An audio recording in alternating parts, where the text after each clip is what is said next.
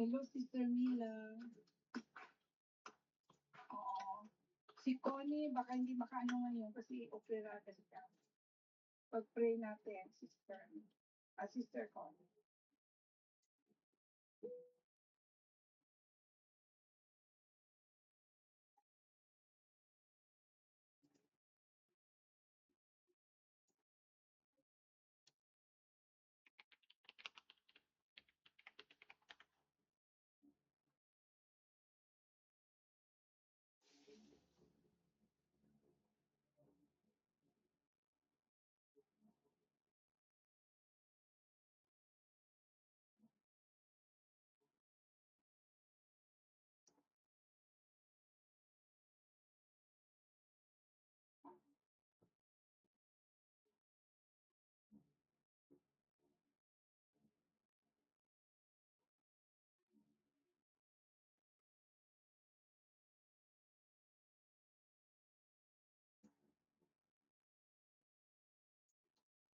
Hi, Michelle.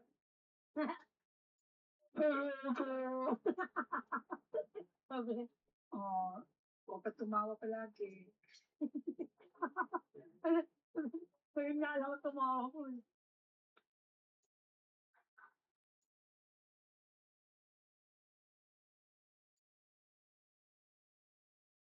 Okay, I think we can start na as we wait for the others.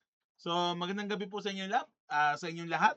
Welcome to Light of the Mountain Church of the Nazarene Wednesday night prayer meeting this July 22, 2026.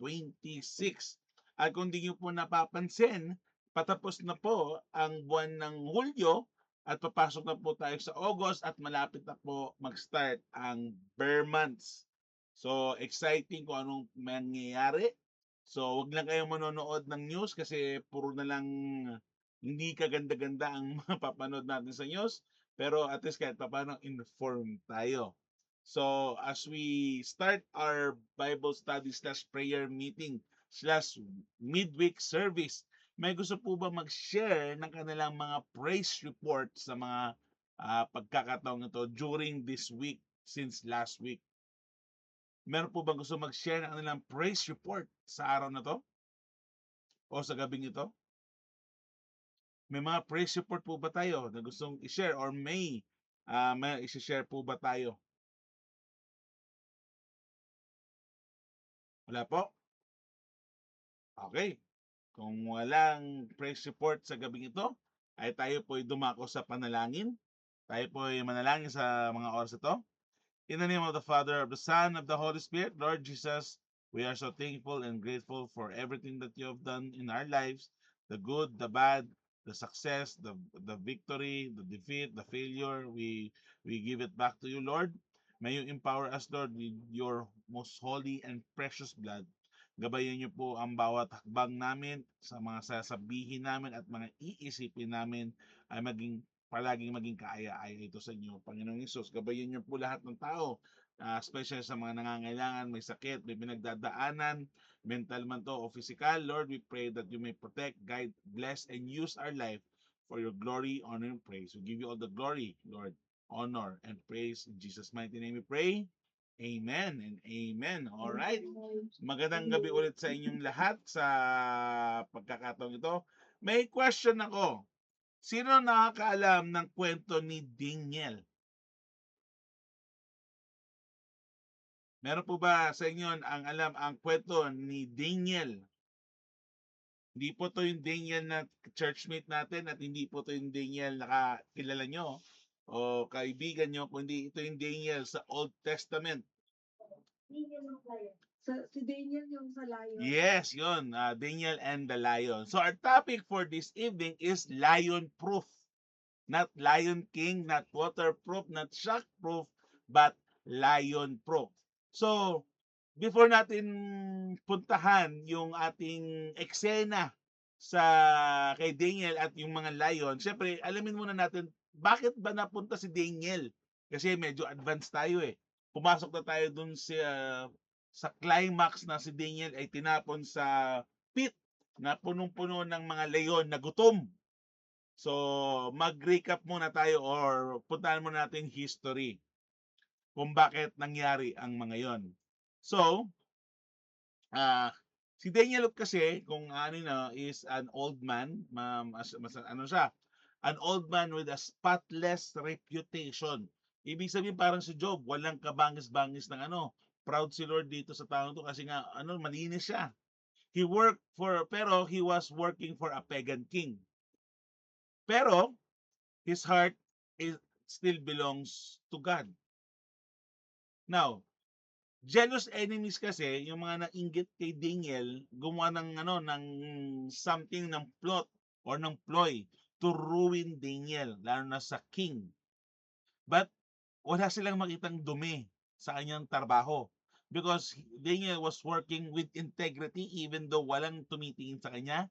He was working properly, dignified, professional, and lahat ng ginagawa niya, wala kang mapapansin na bangid na pwede mong isumbong o isumbat sa kanya. Now, itong mga nainggit sa kanya, alam niyo yung mga taong inggit, 'di ba? Gumagawa ng mga paraan para ikapapahamak mo. So gumawa sila ng trap. They passed down sa parang inuto nila yung pagan king na to na ano kasi yung king na to, itong pagan king na to, masyadong tuwang-tuwa kay Daniel. So nainggit siya kasi parang favorable lagi si Daniel sa king na to. So gumawa sila ng ploy, nilinlang nila, inutakan nila or manipulate ng mga tong taong to yung king para magpasa ng isang ano king's decree na hindi pwedeng ano yun, pag nasabi na ng hari yun, wala nang bawian yun.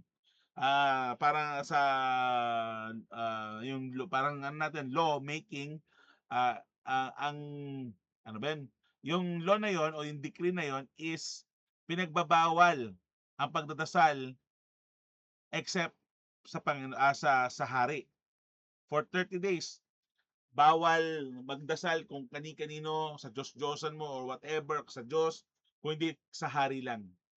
Now, because Daniel is spotless and with integrity and because he is faithful na hindi kino-compromise yung kanyang faith, is hindi siya nagtago, hindi siya nangamba, natakot, hindi siya nag-compromise. Ganun pa rin, kahit na may king's decree ang pagan king na to, he still went home, opened his window, kneel and pray to God 3 times a day. Just like what he did before the decree. Kasi hindi naman magbabago yung kanyang faith o kahit lang nagkaroon kasi nag-pass down ng decree na yon. He was faithful sa kanyang faith. Now, the point is, Daniel didn't wait for a crisis to build a relationship with God. His daily habit of praying was his secret strength. Kaya nga, kung mapapansin nyo, si Daniel kasi yan yung talaga yung mga prayer warrior, prayerful talaga siya. He was praying 3 times a day. Even na hindi siya nangamba na mamatay, pugutan ng ulo, or anong man mangyari, nagdasal pa rin siya sa Panginoon kahit mahirap, kahit na nangangamba ang kanyang buhay. That was the history or the context before pumasok tayo sa itinapon siya sa pit na maraming leon na gutom. Now, who wrote this? Siyempre, sino ba nagsulat nito? Ang Bible verse kasi natin sa Daniel 6:10. Papuntahan natin mamaya yon. So, sino ba nagsulat nitong kwento ni Daniel, di ba? So, kailangan natin malaman who wrote it, who is it for, and why. So, who wrote it? Daniel record this event himself in the ano ba 6 BC. 6 BC. Si Daniel mismo nagsulat nito, kaya nga Daniel eh. So para kanino to? Nagsinulat nito for the people of God living in exile. Kung mapapansin niyo, sino ba yung mga living in exile, di ba? Ito yung mga naligaw, na lumabas sa Egypt. Kung mapapansin niyo, 'di ba, may mga taong yung lumabas sila sa Egypt is sumunod dun yung Exodus from Genesis. Ang Exodus kasi is the great escape. Pero syempre, na-exile sila at hindi lang yun, marami pa na-exile after the Exodus or the Great Escape from their homes, surrounded by a culture that didn't share their belief. Yun yung mga exile, nasa wilderness, nakakalat, wala talaga sa talagang promise na no, yung holy land na sinasabi natin. Bakit? It is to show that God is in complete control. Let me repeat, kahit na nagkaletse-letse ang buhay natin, kahit hindi natin maintindihan kung bakit nangyayari ang mga nangyayari sa buhay natin, it is to show to us that God is in complete control over every leader, government, and to teach us how to stand firm without compromising. Wow, ang daming sinabi doon. Nagets po ba yung nasabi ko? Is to show to us na ang Panginoon daw ay in complete control, 100% in control sa mga nangyayari sa buhay natin. And to teach us na to stand firm in our faith without compromising. Alright? Alam niyo po ba ibig sabihin ng compromising? Compromising, kunyari, Christian ka, nasa birthday ka. So, sasabihin mo, pre, minsan ka lang naman nandito, pagbigyan mo na, inom ka naman kahit konti. O, ano mangyayari? Without compromising, pasensya na, pre, hindi talaga pwede, bawal sa akin. Christian kasi ako. Hindi ka na without compromise. Compromising naman, na-compromise yung faith mo, parang spy, diba? Pag nalaman ng mga kalaban mo na spy ka, you compromise your mission. Ganun din sa atin, sa faith natin na, minsan na nga lang, pagbigyan ko na lang kayo. Yung mga pakikisamang tao usually, diba? So, wala na, na-compromise na. Now, sino ba si Daniel? Daniel, konting ano lang, para mas palaliman ka natin kung sino si Daniel.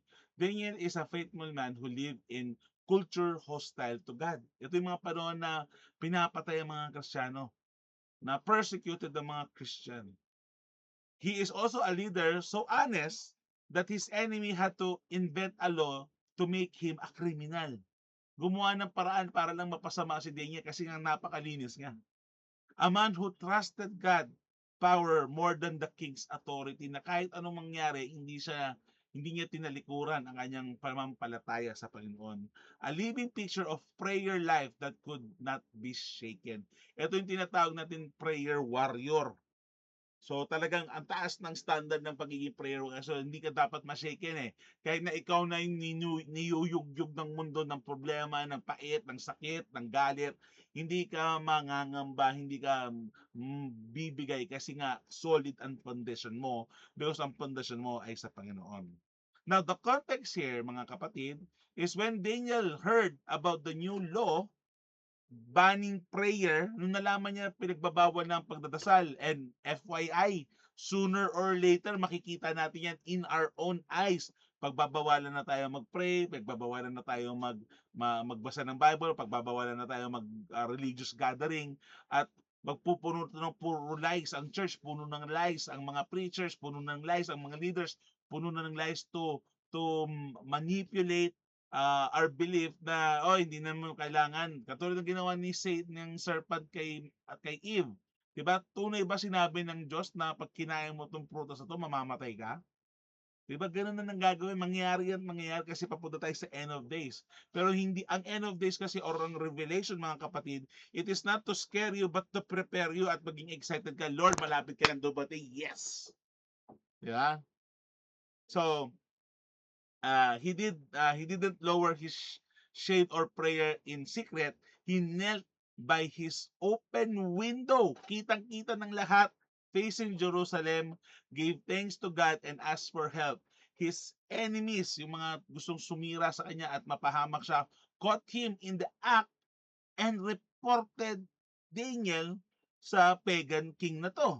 The king was trapped by his own law. As you remember, si Daniel kasi malapit sa haring ito.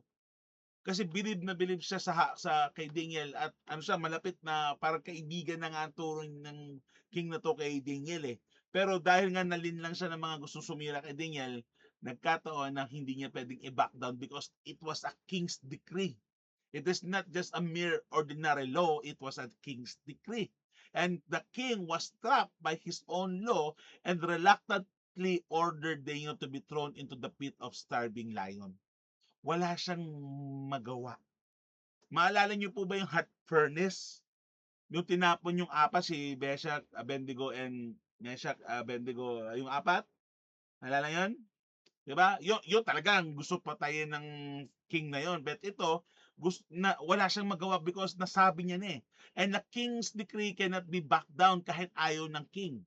So, ang laki ng responsibility na kasi nga nalinlang siya ng mga gusto sumira kay Daniel. So, no choice siya.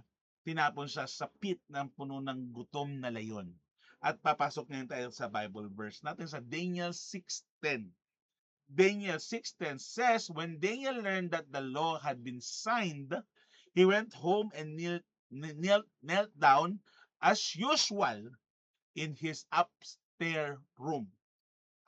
Maraming nangyayaring blessings sa second floor. If you don't know, sa Bible, lahat ng nangyaring blessing is nangyari sa second floor or the upper room or upstairs room. With its window open towards Jerusalem, he prayed 3 times a day. Tayo, kailan ba tayo nagpe-pray? Pagkakain, pagbabiyahe, pag matutulog. Pero ano yun? Ano yun eh? Prayer, ano na yun? Actually, hindi na talaga prayer yun. Parang, ano na lang yun eh. Di ba? Iba kasi totoong prayer. Ito prayer talaga. He prayed 3 times a day just as he always done, giving thanks to his God. Now, what can we learn in one point about Daniel? Yan. Yan ang ano natin na pag-uusapan natin. Remember that a life connected to Jesus, naalala nyo sa office, yung plug in, yung I am the vine and you are the branch, you are the vine, I am the branches. Ito, connected to doon. A life connected to Jesus daily is a lion-proof when trouble comes. Basta connected ka sa giver of life, hindi ka mawawala ng buhay. Basta connected ka sa giver ng blessings, hindi ka mawawala ng blessing. Basta connected ka sa giver of love, protection, forgiveness, may magmamahal sa'yo, may magpapatawad sa'yo, may tatanggap sa'yo. Because you were bought with the price, and that was the price of the life of Jesus Christ that was paid on the cross. He was crucified, but on the third day, He rose again, conquering death, conquering sin, conquering the grave. Ipinapatunay na itong mga to ay temporary, ang Panginoon natin ay eternal. Kaya minsan magtataka ka, bakit mas importante pa sa tao ang mga bagay na iba na temporary lang kaysa magbigay tayo ng totoong presensya o totoong focus sa kung saan dapat talaga tayo nag-i-invest, which is the eternal things. Sabi nga sa Matthew, seek ye first the kingdom of God and all these things shall be added unto you.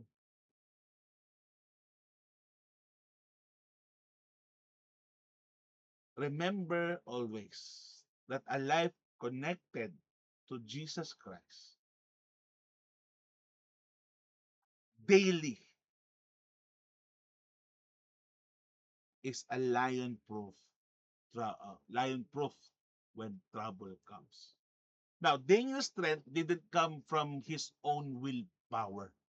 Hindi niya po sariling kakayanan yon. It came from his constant connection to God, which is the giver, the strengthener, the provider, the protector, basta yun na yun, kung ano man yung lahat na pwede kong gamiting adjective and verb and noun para sa Panginoon na kaganda-ganda at kanais-nais sa Kanya. Yun na yun. And in the New Testament, di ba? Sa New Testament, Peter, Old Testament, New Testament, Peter tells us that our enemy, the evil one, the devil, prowls around like a roaring lion, looking for someone to devour, to kill, to steal, and to destroy. Sabi sa 1 Peter 5:8, when you stay close to the one who give protection, provision, guidance, blessing, forgiveness, love, and blessing, si Jesus, malamang, through our prayer. Again, prayer is not just, Lord, sana po, patawarin nyo, protektahan nyo kami as natulog po kami ngayon. Hindi lang po yun. Yes, prayer, pero shallow prayer pa yun. Iba yung prayer because yung prayer is you being honest to God, talking to Him without any kung ano-anong mga fakeness, genuine ka, authentic ka na nagsasal, Lord, napapagod ako, galit ako, pero Lord, tulungan niyo ako. Yan yung prayer, nakikipag-usap ka para best friend mo.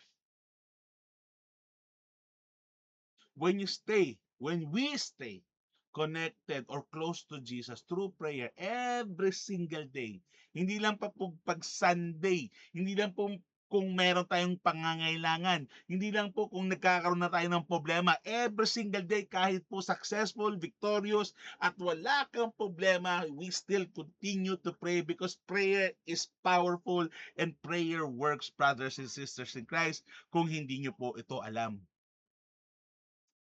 We aren't fighting the lion on our own strength. Katulad ni Daniel, hindi nyo po nilabanan yung lion. We are just standing behind the one who has already conquered them. Kung di nyo po alam, FYI, spoiler alert, Jesus already won when He died on the cross.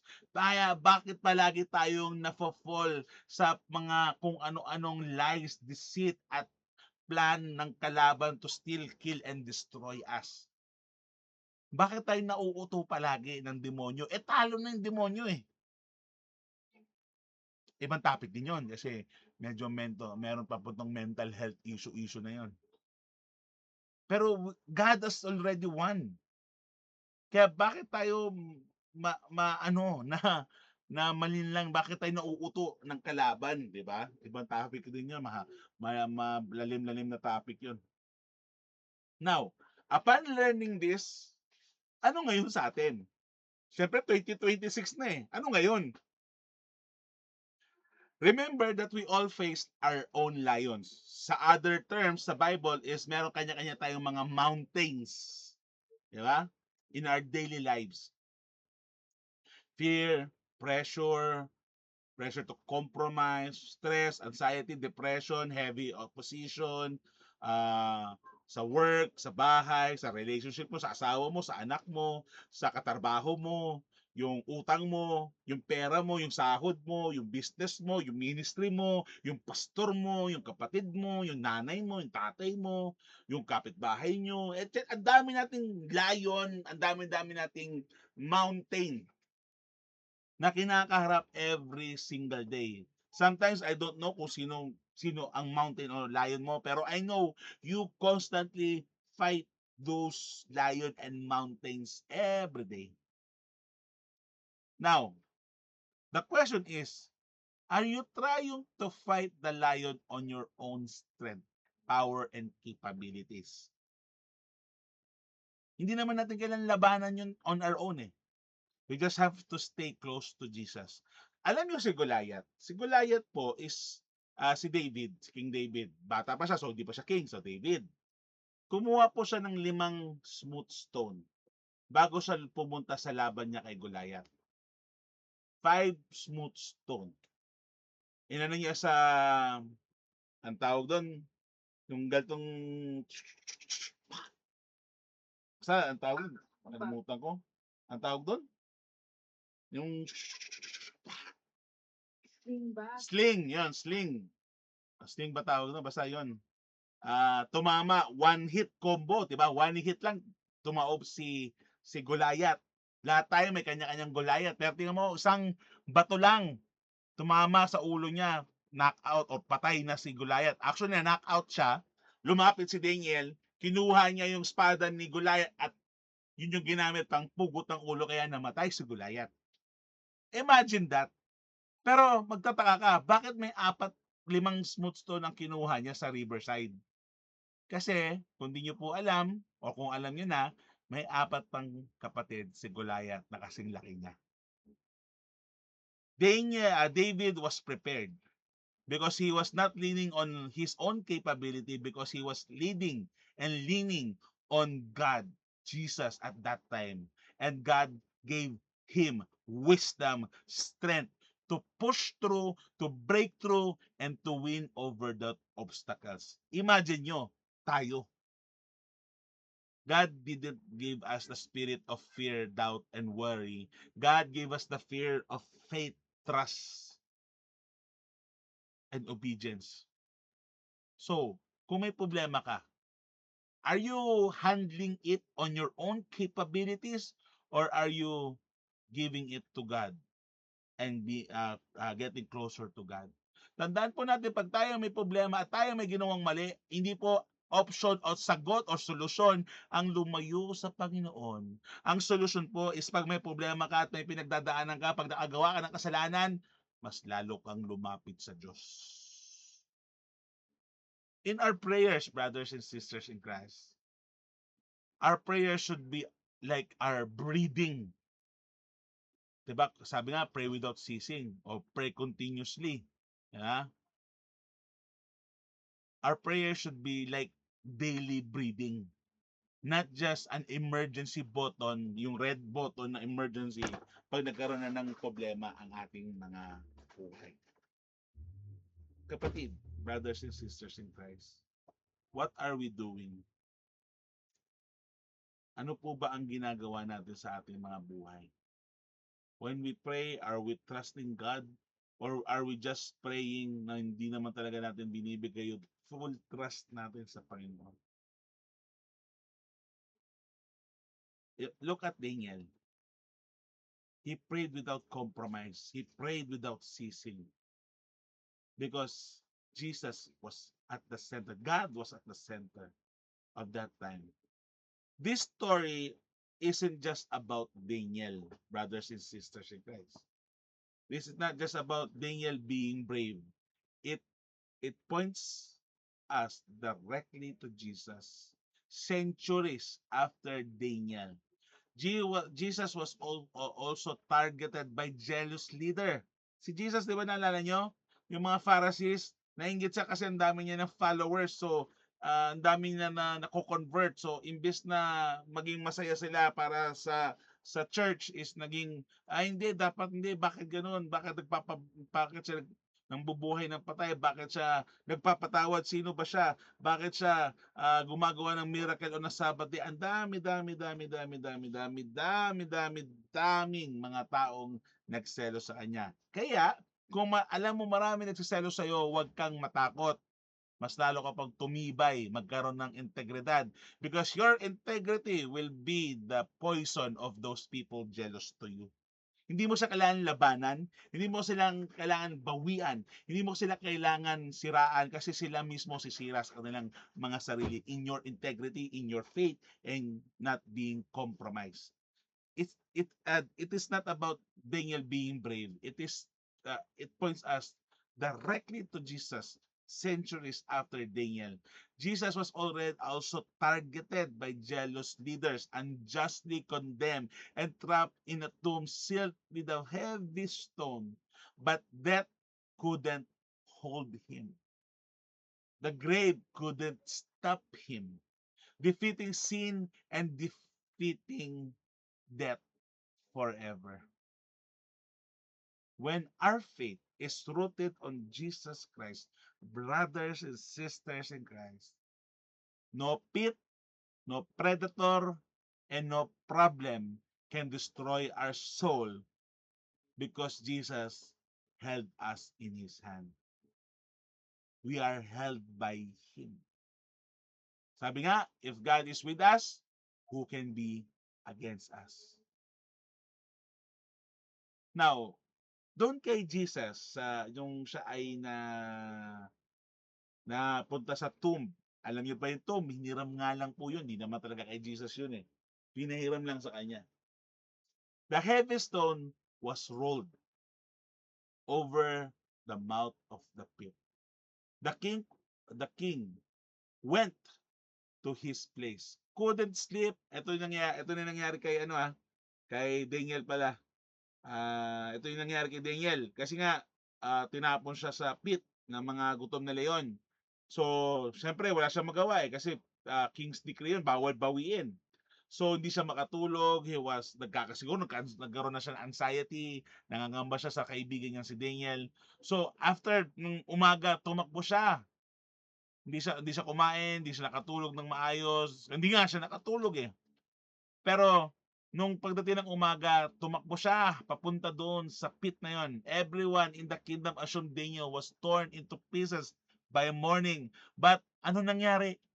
When the lion met the God who made them, ano nangyari sa tingin mo? Walang ginawa ang mga leon kay Daniel. At nung nakita ni King, itong pagan king na to, na walang nangyari kay Daniel sa kaibigan niya, ano nangyari? Simula noon, hindi niya na pinagbawal magdasal sa Diyos at tinuri niya ang Diyos ni Daniel ay ang totoong Diyos. There was convert because of his testimony, because of his integrity, because of his faith to Jesus, to God. Ganyan dapat tayo. When people see us, hindi dapat na, nandyan na naman siya. Kundi, uy, nandito na naman si brother, sister, alam ko, diba? At dapat ganun eh. Pag nakikita tayo, hindi yung mapapaulala ka na lang, di ba? Mapapaulala. Di ba? Hindi ganun. Mapapaulala. Di ba? Dapat pag nakikita, kasi nakikita ng tao, si God sa'yo, buhay, hindi yung problema, ang dami kong sakit, ang dami kong problema. Hindi ganun. Di wala na testimony mo. Di ba? So, kung nawala ka, come back.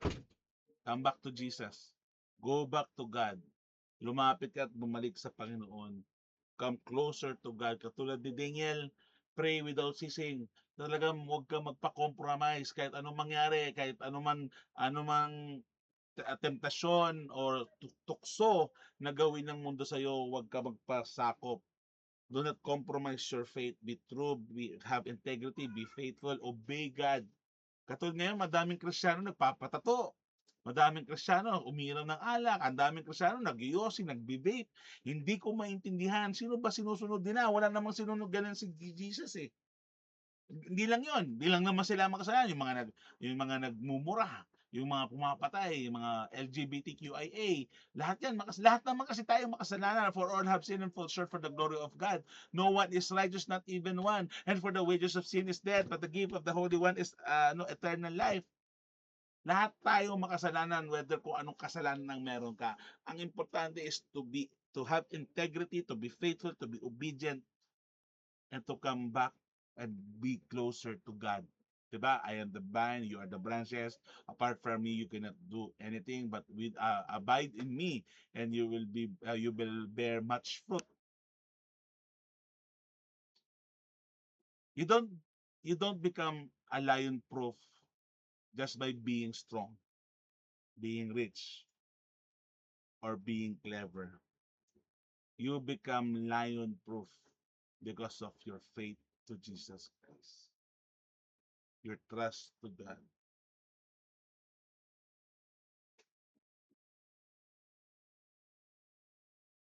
Brothers and sisters in Christ, sa gabing ito, are you lion proof? Or pag nagkaroon ng problema, tinapong ka sa pit, you will get devoured the moment you were thrown. It will be hard. Following God, following Jesus is never easy. It has a lot of sacrifices. But I tell you, brothers and sisters, it will always be worth it. It will always be worth it.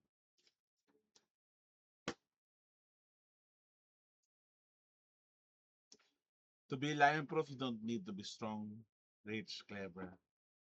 You become lion proof by staying close to Jesus Christ.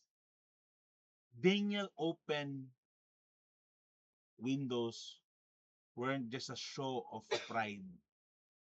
They were a lifeline to heaven. Whether lions are roaring in your life this time, open your heart to Jesus Christ. Build a simple habit of prayer, and because it will come in a long while. Kala mo lang wala nangyari, pero as you build, di ba, everything that you do consistently becomes a habit. So form a habit of prayer and rest knowing that the Lord your God, who shut the mouth of those hungry lions in Babylon at that time, is the exact same Lord, same God, who holds our life in His hand today. May God bless you, keep you safe. Let us pray. In the name of the Father, of the Son, of the Holy Spirit, thank you, Lord Jesus, for giving us a lesson about Daniel's prayer and prayer life. Help us to remain vigilant with integrity, being faithful and obedient to you. As we come close to you, Lord, help us be lion proof. We give you all the glory, honor, and praise. In Jesus' mighty name we pray. Amen, amen, and amen. Sa mga pagkakataong pong ito ay tayo po dadako sa prayer request. If you have any prayer request, pa-chat na lang po ng inyong mga prayer request and I will give the floor sa ating Board of Steward to lead us in our opening prayer. Please pray for our country.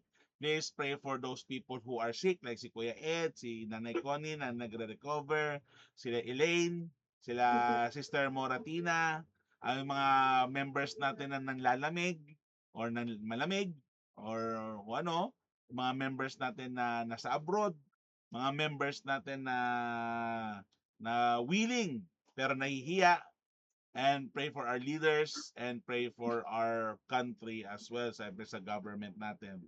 So, again, before I give the floor to our Board of Steward, magandang gabi po kay Ate Mila, kay Mami, kay Ate Chris, kay Mama, kay Papa, kay Rachel Taripe, hindi niya tunay na pangalan, kay Aubrey, kay Ate Junelyn, hello Ate Junelyn, kay Faye, kay Tita Mildred, and kay Buds, and sa mga nanonood at nakikinig pa. At kay Faye, nandito pala si Faye. Yan. Oh, thank you.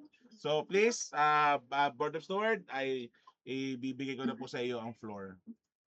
Okay. So, yung mga prayer request nyo, pakisulat na lang kasi para ipag-pray natin. So, isulat nyo sa lahat ng nandito sa group chat. Lord God, pray na po tayo. Let us pray. Lord God, thank you po so much for everything. Thank you dahil napakabuti mo, Lord, sa buhay namin. Pinupuri ka namin, pinasasalamatan po sa lahat. Wala po kami magagawa, Lord, hindi mo kami tutulungan. Kaya, Panginoon, we lift up to you our prayer request. Ang prayer request po ni Sister Mila ay laging ingatan ang buong family niya. Lalo na, Panginoon, malayo siya sa kanyang family. Kaya, tulungan mo po si Sister Mila, Lord, na makayanan niya ang obligasyon kahit malayo siya sa family. Kay Pastor John Ray na prayer request, I pray for our church members, worship team, and renovation that God is our Jehovah Jireh. Lord, tulungan mo rin na simula ngayon, nagpaparenovate po kami sa church. Tulungan mo po kami, Panginoon, lalo na sa finansin namin, sa provision, at saka sa mga taong hinahanap ni Pastor para gagawa, Lord. Kaya, i-guide mo po ang mga gagawa para maibigay nila ang best para sa inyo, Lord. Na hindi kami tatagain sa price nila. Kaya, i-bless mo rin ang mga members na maraming nanglalamig. Lord, tulungan mo sila. Please touch their heart.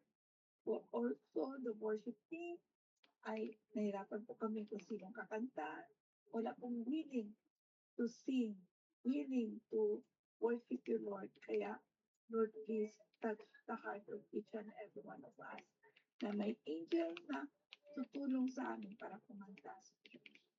Lord, ang prayer request for the Sister Mercy, I good health and God's protection of everyone, daily and financial provisions, sustaining grace, ng Diva, ng Di Guzman, at ang Kalapin family. Philippine government namin, at saka ang economy dyan sa champion. Kaya Lord, ang prayer request niya, kaya tulungan mo po kami kahit po ito. Wala po kami magagawa, Lord. Ang prayer request po ni Sister Desiree, good health and daily provision sa kanyang family, sa kanyang loved ones, saka sa mga relatives nila. Kaya Lord, i-bless mo po ang mag-asawa ko, Lord. Ang prayer request ko, good health sa lahat, lalo na Sister Connie ay operation niya kanina, Lord. Tulungan mo na makarecover siya kaagad, Panginoon, sa sakit. At sabi niya, medyo masakit pero naka-recover na po siya, Lord. Ang worship service namin, tulungan mo, Panginoon, that everybody will be blessed sa worship, lalo na sa message ng pastor namin. Ang Sunday school, tulungan mo, Panginoon, na magiging available na si Brother June. Palagi siyang hindi available dahil sa work, conflict sa kanyang health. And Lord, please bless their family. Bless mo si Brother June na magkaroon na siya ng time para sa Sunday school.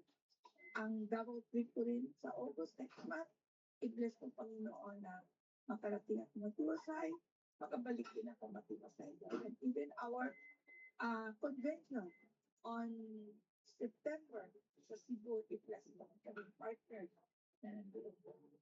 Ang prayer request ni Christine ay God's provision, blessing, good health, and fruitful life ng kanya at sa family niya for complete healing, especially to my neck, left elbow, and left arm pain.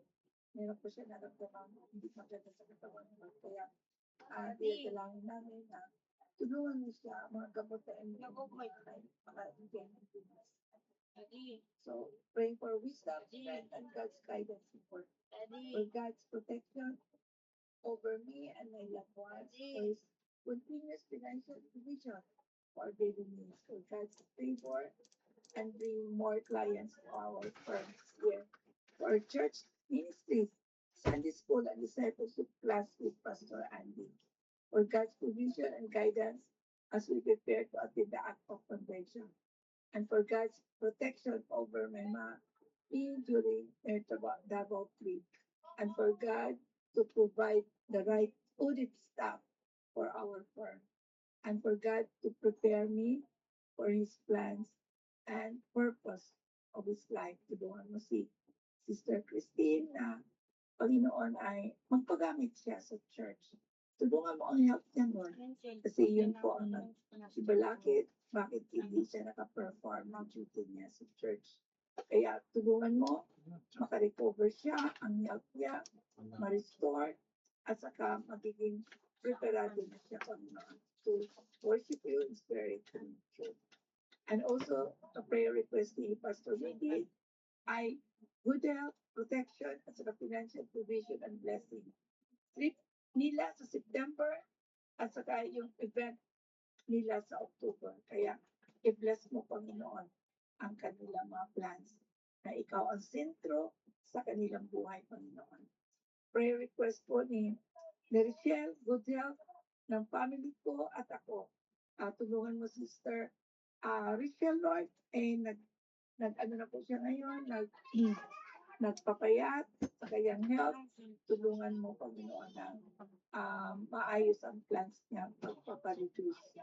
Kaya also, prayer request ni Faye, good health, guidance, daily provision, patience, good weather on September sa cabin nila. Kaya, Lord, at maraming pong salamat.